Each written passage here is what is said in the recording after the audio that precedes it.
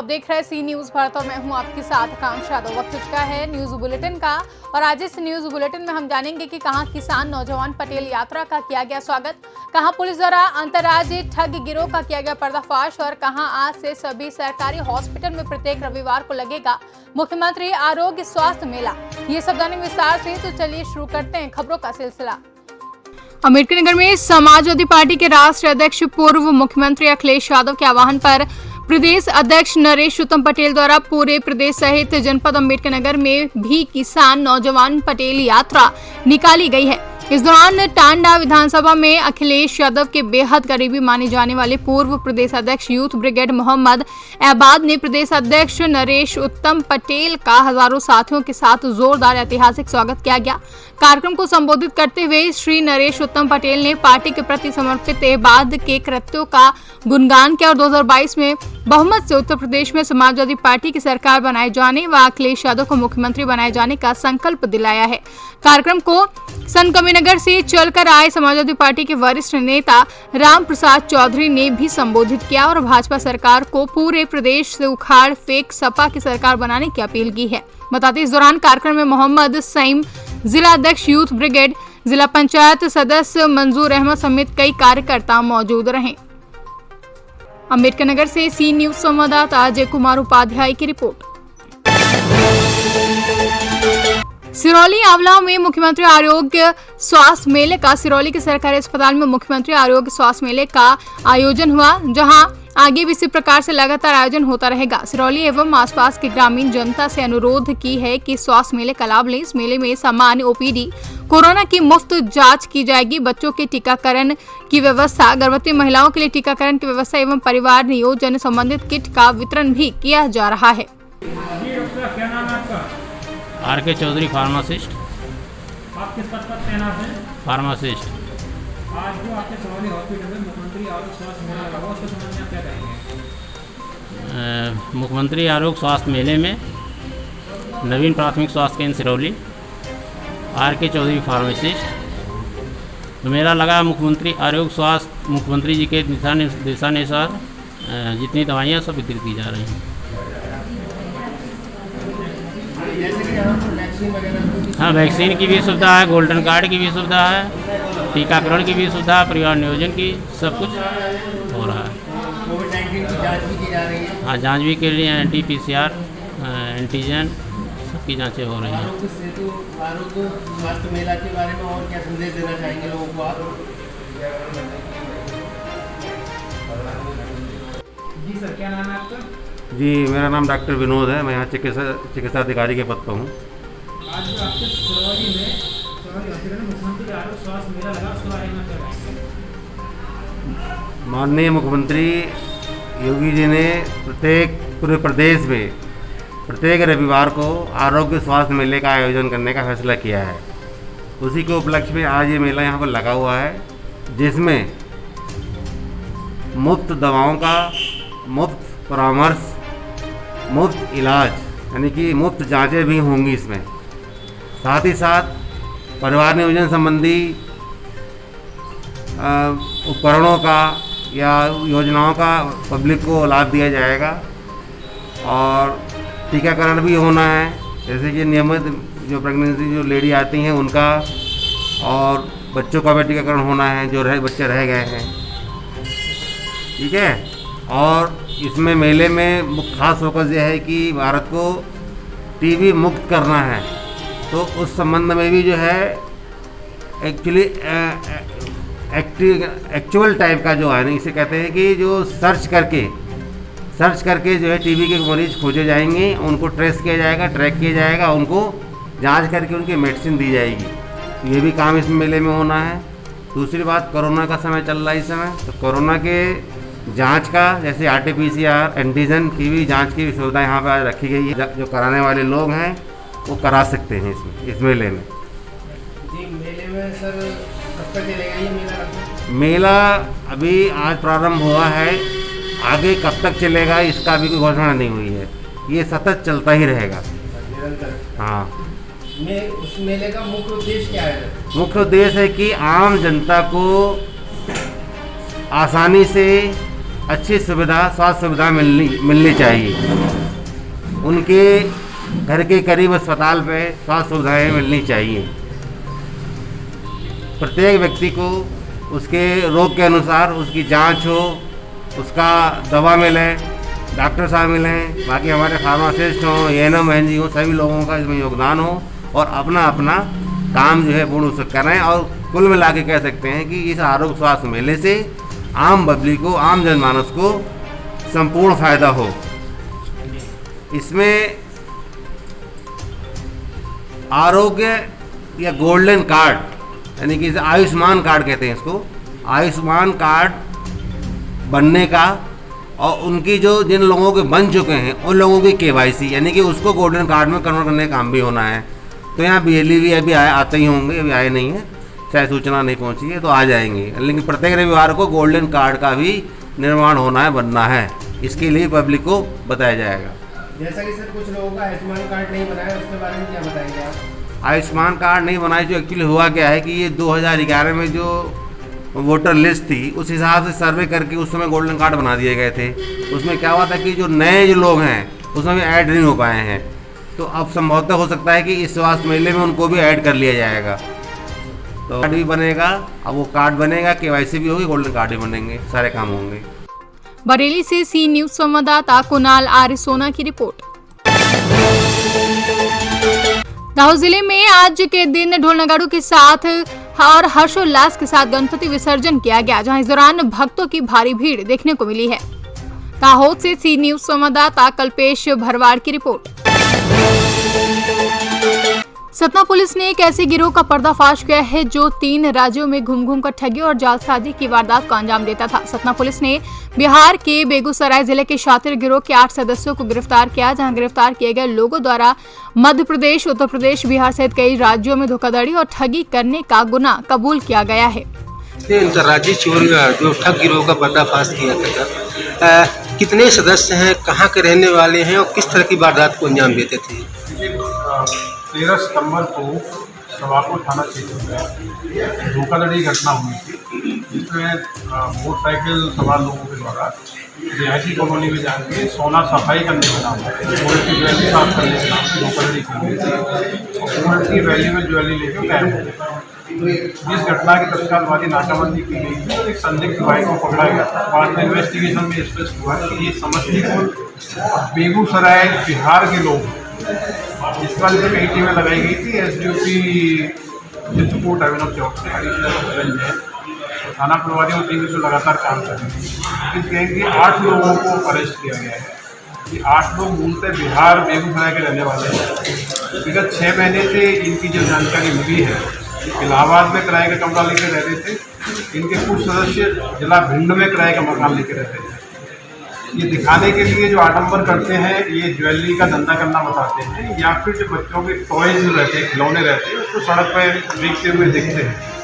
तो ये आडंबर के रूप में अपनी जो बिजनेस या ट्रेडिंग करना दिखाते हैं। लेकिन ये जो इनका जो मोडस ऑपरेंडी क्राइम यही है कि कॉलोनीज में जाते हैं, महिलाओं को अकेला पाके उनको उनकी ज्वेलरी को साफ करने का लालच देते हैं और उस समय उनका ध्यान भटका के धोखाधड़ी करके उनकी जो गोल्ड ज्वेलरी है उसको लेके चंपत हो जाते हैं। और गोल्ड ज्वेलरी के बदले में उनको जो आर्टिफिशियल ज्वेलरी है जो इनसे जब्त भी हुई है, वो ज्वेलरी फरियादी को मिलती है और फरियादी ठगा हुआ महसूस करता है। इस गैंग के जो 8 लोग मिले हैं, इसमें सवापुर की जो घटना थी वो भी इसमें बरामद हुई है। इंटरेस्टिंगली ये पूरे गैंग के लोग गोल्ड को मेल्ट करने वाले जो उपकरण है, सिलेंडर है, जो केमिकल से वो भी इनसे जब्त हुए हैं। तो गोल्ड का चीटिंग करने के बाद गोल्ड को मेल्ट करते हैं, इसके बाद इसको शराब और सुनारों बेच देते हैं। सुनारों को भी ये डाउट नहीं होता है कि ये गोल्ड जो बेचने आए हैं ये चोरी का है। तो इम्पोर्टेंट गैंग है जो बिहार से कनेक्टेड है, यूपी, इलाहाबाद में और भिंड में रहता है। वो सतना और रीवा जैसे क्षेत्रों में की लोकेशन मिली है। विगत दिनों में जो रीवा में और जो सतना में घटनाएं हुई उनका भी हमको लगता है इसे इंट्रोगेट करेंगे तो वो घटनाएं खुलासा होंगी। सतना से सी न्यूज संवाददाता विनोद शर्मा की रिपोर्ट। हाल के समय में कई लोग साइबर क्राइम के भोग बनते हैं। कई बार कई लोग फोन करके मोबाइल में आए हुए OTP मांगकर अकाउंट में पैसे उठा लेते हैं। कई बार इनाम, लकी ड्रॉ जैसे स्कीमों के लिए फोन करके ठगी करते हैं। ऐसे लोगों से बचने के लिए और लोगों को संदेश देने के लिए केवड़िया विभाग के सीपीआई डीबी शुक्ला के मार्गदर्शन में और तिलकवाड़ा पुलिस के पीएसआई एमबी वसावा की निगरानी में तिलकवाड़ा पुलिस द्वारा नगर के विविध विस्तारों में गाड़ी घुमाकर लोगों को जागृत करने का प्रयास किया गया। गुजरात से सीनू संवाददाता वसीम मेमन की रिपोर्ट।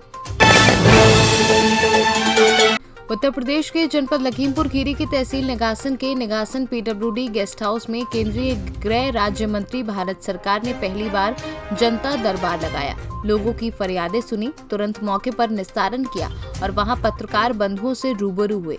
इस दौरान निगासन मंडल अध्यक्ष प्रज्ञानंद श्रीवास्तव, उद्घाटन मंडल महामंत्री हरीश पांडे, मंडल टीम सदस्य प्रदीप शुक्ला, सेक्टर प्रभारी जितेंद्र चतुर्वेदी व अन्य लोग उपस्थित रहे। लखीमपुर से सीनू संवाददाता राजेश दिवाकर की रिपोर्ट। महाराजगंज जिले के फरेंदा विधानसभा में समाजवादी लोहिया वाहिनी के राष्ट्रीय अध्यक्ष प्रदीप तिवारी व राष्ट्रीय सचिव नंदन विश्वकर्मा का आगमन हुआ। वहीं समाजवादी के नेता अमित चौबे एवं गंगाराम यादव प्रदेश सचिव के नेतृत्व में सपा कार्यकर्ताओं ने जोरदार स्वागत किया।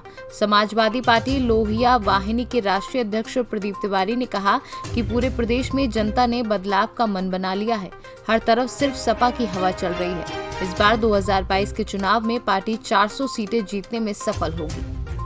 क्या है? देखिए, आज हम 10वें दिन आज महाराजगंज की ऐतिहासिक सरजमी पे आओ चले बूथ पे चौपाल कार्यक्रम के माध्यम से पहुंचे हैं। सुबह से लेकर के ये हमारी तीसरी चौपाल है फरेंदा की धरती पर। हम अपने सेक्टर के प्रभारियों से, बूथ के अध्यक्षों से, बूथ के सदस्यों से रूबरू हो रहे हैं। उनसे एक नई स्ट्रेटजी बना करके हम काम कर रहे हैं।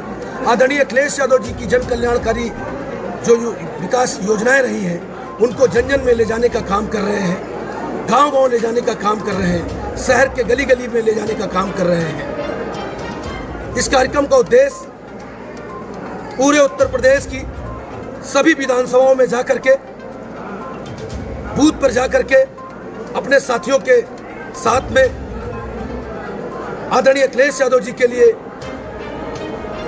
शानदार कैंपेन करके उनको उत्तर प्रदेश का मुख्यमंत्री बनाने के लिए हम लोग संकल्पित हैं। अध्यक्ष जी, भारतीय जनता महाराजगंज से सीनू संवाददाता अंगद शर्मा के साथ इजराइल खान की रिपोर्ट। प्रतापगढ़ में पानी की समस्या पर डीएम ने जल निगम के जेई के खिलाफ नाराजगी जताते हुए विभागीय कार्यवाही का निर्देश दिया है।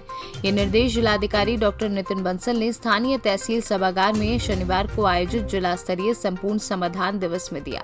इस मौके पर एसपी सतपाल अंतिल ने भी शिकायतें सुनी। इस दौरान कुल 202 मामलों में सिर्फ 10 का मौके पर निस्तारण किया गया। संपूर्ण समाधान दिवस में बड़ी संख्या में फरियादी तहसील पहुंचे। नगर में जल आपूर्ति की समस्या को लेकर एक व्यक्ति के प्रार्थना पत्र पर डीएम काफी नाराज हुए। उन्होंने जल निगम के जेई के खिलाफ विभागीय कार्यवाही का निर्देश देते हुए कहा कि नगर में जलापूर्ति नियमित कराने के साथ ही जगह जगह पाइप कटने से फिजूल बह रहे पानी को रोकने का भी इंतजाम किया जाए। कितनी शिकायतें प्राप्त हुई या जो शिकायतें प्राप्त हुई उनमें निस्तारण कितने का हुआ? आज जनपद स्तरीय तहसील दिवस जो हमारा संपूर्ण समाधान दिवस कहलाता है, उसमें 202 शिकायतें आज तहसील पट्टी में हमें प्राप्त हुई हैं, जिसमें आज सभी जनपद स्तरीय अधिकारी हमारे साथ मौजूद हैं। इसमें राजस्व विभाग से संबंधित 10 शिकायतों का यहाँ पर आज मौके पर निस्तारण किया गया है और जो शिकायतें डिमांड के संबंधित हैं उसमें आवास विभाग की जैसे शिकायतें आती हैं और मांग आती है कि आवास दिए जाने और पात्रता की जाँच कराए जाने की आती है, तो उन पर भी कैंप लगाकर यहाँ पर मौके पर ही निस्तारित करने का प्रयास किया गया है। इसके अतिरिक्त जो शिकायतें आई हैं उन सभी की कुछ शिकायतें ऐसी हैं जिस पर मौके पर जांच करनी होती है, तो राजस्व और पुलिस विभाग की संयुक्त टीम गठित करके उनकी जांच कराई जाएगी। और ये कोशिश इसलिए भी की जाती है क्योंकि अगले शनिवार को ही हमारा थाना समाधान दिवस पड़ता है, तो आज जो शिकायतें आती हैं उनका निस्तारण एक हफ्ते तक कर लिया जाए और जो पेंडिंग रह जाए तो उनको अगले समाधान दिवस में जो थाने पर आए तो दोनों पक्षों को बुला के उनके बीच में निस्तारण उसका करा दिया जाए। सभी विभागों को ये निर्देश दिए जाते हैं कि 7 दिन के अंदर शिकायतों का गुणवत्तायुक्त तरीके से निस्तारण करें और जो अधीनस्थ कर्मचारी द्वारा जो निस्तारण किए जाते हैं उनको क्रॉस वेरीफाई करने के बाद ही उसकी निस्तारण आख्या दें, क्योंकि हमारे निचले स्तर के कर्मचारियों द्वारा कई बार जीओस की अनदेखी करते हुए या फिर लापरवाही तरीके तरीके से कई शिकायतों का निस्तारण कर दिया जाता है। तो इसलिए सीनियर अधिकारियों को ये निर्देशित भी किया जाता है कि वो स्वयं इसको वेरीफाई करने के बाद ही उसकी निस्तारण आख्या को अपलोड करें। बीते दिनों भारी बारिश हुई है और इसमें कई लोगों के मकान गिरे हैं और उनके लिए शासन स्तर से क्या त्वरित सहायता व्यवस्था है? देखिए, पिछले 2-3 दिन से अतिवृष्टि की स्थिति उत्पन्न हुई है और पूरे प्रदेश में ऐसी स्थिति उत्पन्न हुई है। माननीय मुख्यमंत्री जी द्वारा लगातार उसमें निर्देश दिए गए हैं और इसमें जितने भी ऐसी क्षति हुई है मकानों को, उनको राहत देने के लिए हमारे पास पहले ही SDRF से संसाधन उपलब्ध रहते हैं। उसी के जरिए जिनको मामूली क्षति होती है उनको 3200 रुपये और जिनके मकान पूरे गिर जाते हैं या पक्के मकानों की क्षति होती है तो उनमें 95,000 तक रुपये की क्षति का उनको मुआवजा देने का अधिकार है। इसके अतिरिक्त माननीय मुख्यमंत्री आवास योजना के अंतर्गत जिन मकानों को क्षति होती है और ये समझा जाता है कि उनको बेघर हो गए हैं, उनको माननीय मुख्यमंत्री आवास योजना के अंतर्गत भी आवास वितरित किया जाता है। सर, आपके द्वारा एक आदेश निर्गत किया गया है, जिले में पशुओं की मौत हुई है कंटीले तारों में करंट दौड़ाने से, लेकिन अभी तक उस आदेश का बहुत फॉलोअप नहीं हो रहा है। हमेशा ये घटनाएं सामने आ रही हैं। इस विभाग में आपके द्वारा जारी आदेश को अमल में और लाने की ज़रूरत है, क्या कहना है इस बारे में? देखिए, ये प्रकरण संज्ञान में आते हैं कि क्योंकि जो हमारे निराश्रित पशु है या गोवंश है, जिनको पशुपालक जब वो उनको फ़ायदा नहीं लगता है तो उनको छोड़ देते हैं, तो वो फसलों को नुकसान पहुंचाते हैं। तो हमारे किसान भाई उन फसलों को बचाने के लिए अपने खेतों के तार से बंदी कर लेते हैं। तो पूर्व में आदेश निर्गत किए गए थे कि जो चाइनीज़ तार आता है जिसमें कटीला तार लगा होता है, उससे पशुओं को हानि हो सकती है। प्रतापगढ़ से सीनू संवाददाता रोहित जायसवाल की रिपोर्ट। बाघों के गढ़ यानी बांधवगढ़ में टाइगर एस्टिमेशन 2022 हाथियों के लिए खास रहने वाला है। जी हां, आपने सही सुना। बता दें कि इस बार अखिल भारतीय बाघ गणना के दौरान न सिर्फ बाघ व दूसरे वन्य जीवों की गिनती होगी, बल्कि गणना की सूची में हमेशा बाहर रहने वाले जंगली हाथियों को भी इस दायरे में लाकर गजराजों की सही संख्या का अनुमान लगाया जाएगा। खास बात यह है कि गणना के दौरान हाथियों का DNA टेस्ट भी होगा, जिसके लिए सर्वे टीम हाथियों का गोलस यानी मल के सैंपल कलेक्ट करेगी, जिसे DNA जांच के लिए लैब भेजा जाएगा। बांधवगढ़ टाइगर रिजर्व के क्षेत्र संचालक विसेंट रहीम का कहना है कि यह DNA टेस्ट हो जाने से हाथियों की अपनी अलग पहचान तो होगी ही, साथ ही बीमारी के समय उनके इलाज और रखरखाव में भी खास मदद मिलेगी। गौरतलब है कि इस समय बांधवगढ़ में 14 पालतू गजराजों के साथ ही उड़ीसा व छत्तीसगढ़ से आए तकरीबन आधा सैकड़ा जंगली हाथियों का डेरा है, जो कि करीब 2 साल से बांधवगढ़ के जंगल को बसेरा बना रखा है। की जो विशेषता है उसमें एक चीज़ और है विशेषकर, क्योंकि हमारे यहाँ पर जंगली हाथी पाए जाते हैं, तो जंगली हाथियों की भी इसमें गणना में लिया जाएगा और इसमें जो उनका जो गोबर होता है जिसे बोलस कहते हैं, उसके सैंपल भी लिए जाएंगे। तो DNA सैंपलिंग करवाई जाएगी उसकी, जिसके माध्यम से ये पता लगाया जाएगा कि ये हाथियों की भी पहचान उसमें हो सकेगी। उमरिया से सीनू संवाददाता KG पांडे की रिपोर्ट। फिलहाल के लिए बुलेटिन में बस इतना ही। देश और दुनिया की बड़ी खबरों के लिए बने रहे न्यूज़ भारत के साथ।